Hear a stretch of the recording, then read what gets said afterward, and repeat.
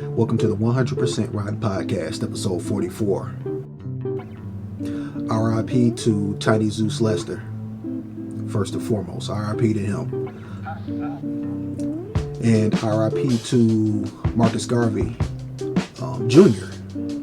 I was listening to Craig Smith. I was listening to his show, and he said that Marcus Garvey Jr.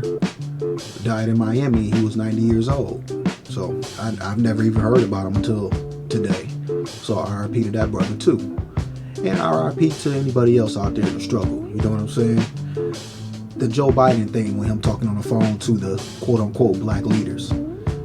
Those motherfuckers ain't leading me. But everybody in the black media, pretty much who I listen to, have touched on the subject. And my opinion about it is, I'm kind of on the same page with Professor Black Truth. I really think it's a setup. I think it was put out there, on purpose. Even if it wasn't, it shouldn't be no shock to none of us.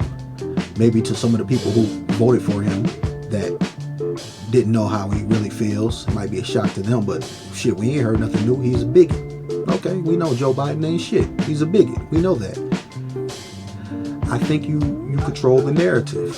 You put information out there, whether it's real or staged. You're putting the info out there. You're controlling the narrative. He's telling you, you've got to accept this. This is what it is. What are you going to do about it? So that's my thing about it. Whether you think it's real, whether you think it's fake, what the fuck are you going to do?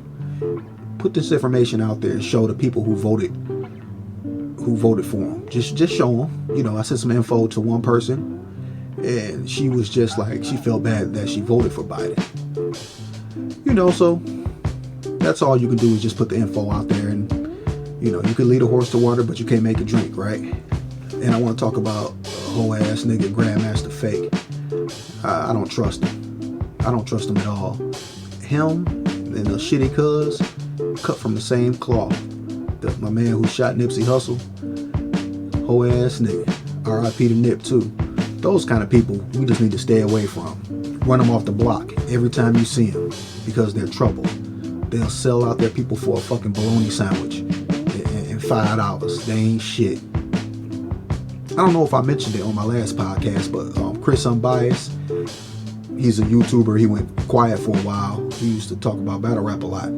I didn't know that he was locked up, but he got back out and did an interview with Norbs. Pretty good interview. It was 2 hours long, so, pack a lunch. Oh, remember, please mobilize. And when I say mobilize, I don't necessarily mean offline. You can mobilize online.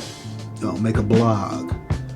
Like I said before, if you got access to a printer, print out flyers, put information on them, pass them out. Give this information to people. Don't try to force people to feel how you feel about black empowerment. Don't try to make them switch up overnight.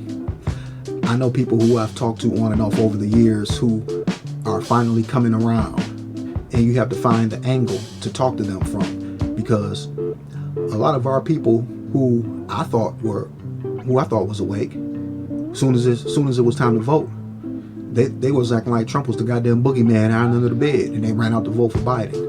So they got us by the balls, either by politics, by religion. They got people some kind of way. So all you can do is give people the information and hope they come around. You know what I'm saying? Shout out to Tariq. Shout out to Professor Black Truth. Shout out to D. Tubman. Shout out to Queen Amadea. Shout out Urema. Shout out Dewan. Shout out Craig Smith. I'll be here all night shouting out people, but shout out to the black media. Even people who maybe I don't necessarily listen to or haven't listened to yet. If one person isn't your cup of tea, take the information. Don't worry about, because the person looks a certain way or might speak on some shit that you don't want to hear about. Or don't listen to them, but find somebody in this space, because they're out there. Anyway, episode 44 over and out.